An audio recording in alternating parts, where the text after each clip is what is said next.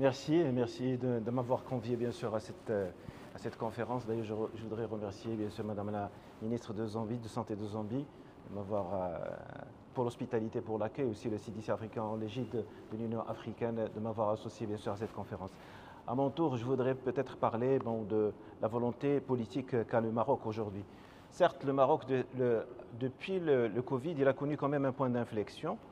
On a bien rapidement compris qu'il est temps aujourd'hui de parler de résilience et de souveraineté sanitaire au pays. La volonté royale était très forte. Elle était très forte de telle sorte à ce que, premièrement, il a parlé de 2 points. Premier point, c'est assurer une sécurité médicamenteuse. C'est la meilleure solution qui permet demain de riposter contre une nouvelle pandémie éventuellement. On ne sait pas s'il va arriver ou non. Deuxième point, c'est comment, pour assurer cette sécurité médicamenteuse, il faut investir dans la production locale. Mais cet investissement dans la production locale nécessite un prérequis, c'est de revoir la charte d'investissement. Et d'ailleurs, dans la charte d'investissement, nous avons essayé d'inverser la balance. Plus d'investissement privé dans la santé que de public. Parce que généralement, le public dépense beaucoup d'argent dans la santé publique, mais sans impact important, réel. Maintenant, il y a une inversion de la balance de l'investissement privé au détriment du public, ce qui va donner plus de potentiel. Et en même temps, ça va créer encore plus de production. Au Maroc, je peux vous dire, l'exemple du Maroc, on a une production de 70% des besoins de médicaments aujourd'hui sont assurés. Il nous reste 30%. Mais c'est des 30% qui sont importants parce qu'aujourd'hui, il y a le progrès et l'innovation thérapeutique qui reste encore plus chère et pour laquelle il faudrait peut-être faire encore un effort. Sa Majesté a voulu aussi pour la vaccination de créer quand même une usine de production et c'est la raison pour laquelle nous avons investi sur une usine de production qui a une portée continentale. Ce n'est pas une portée qui est plutôt nationale parce que nos besoins en vaccins au Maroc, c'est 22 millions de doses de vaccins.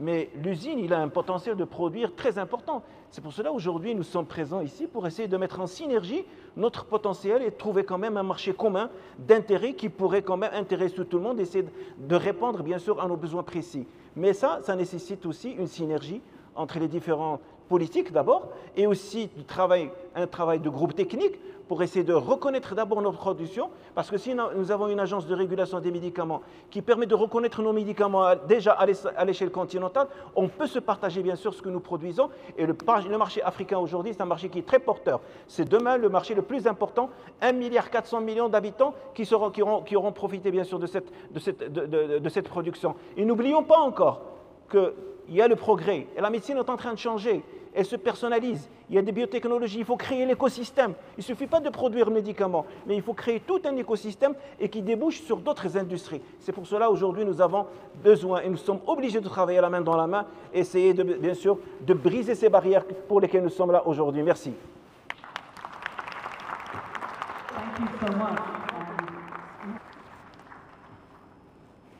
Professor Khaled Al-Khaled, your final thoughts.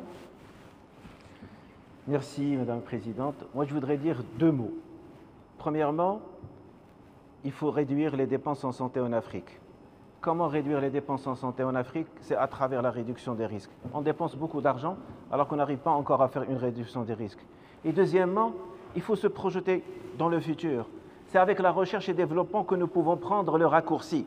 Parce qu'il n'est pas normal aujourd'hui que 2% seulement du budget qui est dédié à la recherche au niveau de l'Afrique. Ce n'est pas normal non plus que pour des essais vaccinaux, nous avons 3000 essais vaccinaux dans le monde, seulement 110 qui se passent en Afrique, alors que j'ai entendu chez Dr Jean Kaseya qui dit qu'il y a 2 épidémies par semaine en Afrique. La recherche et développement, c'est elle qui permettra, avec le potentiel humain et le capital humain de l'Afrique, de promouvoir et de se positionner, essayer de redessiner l'architecture de la santé en Afrique. Merci.